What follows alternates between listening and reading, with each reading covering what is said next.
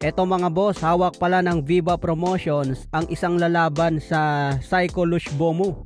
Ito ang promotion ni Cuadro Alas Casimero. Ayon sa post ng Viva Promotion, big night for Viva Nicaragua.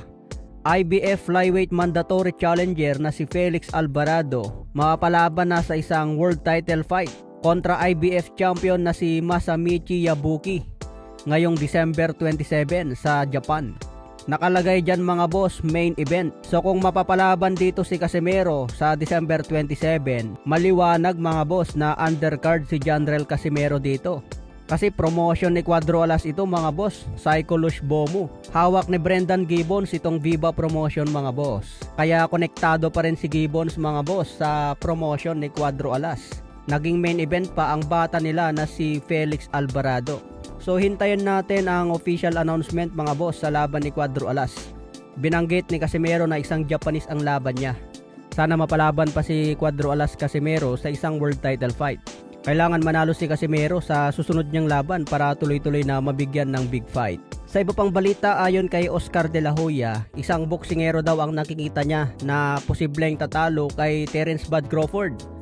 Kung nakaharap daw ni Crawford ang prime ni Manny Pacquiao, naniniwala si Oscar De La Hoya na mananalo si Manny Pacquiao by knockout kontra Terence Crawford. Agree ba kayo dyan mga boss? Yung prime ni Manny Pacquiao lalo yung 2007 hanggang 2010.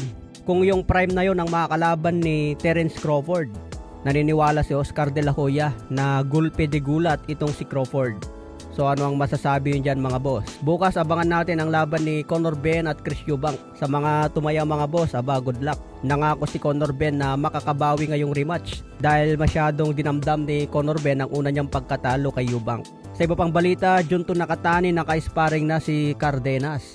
Matatandaan na ito ang huling nakalaban ni The Monster Oya Inoue at pinabagsak pa niya si Inoue. Kaya naghahanda na talaga ng todo itong si Junto Nakatani. Abangan natin ang laban ngayong December 27. Samantala na Oya Inoue nagpakita ng galawan. Kalaban po niya si David Picasso mga boss na alaga ni Gibbons. Mapapalaban ng gusto dito si David Picasso dahil napakalupit nitong si Inoue mga boss. Malaking panalo ito kay Picasso kung ma-upset niya si The Monster Inoue. Kaya abangan po natin yan December.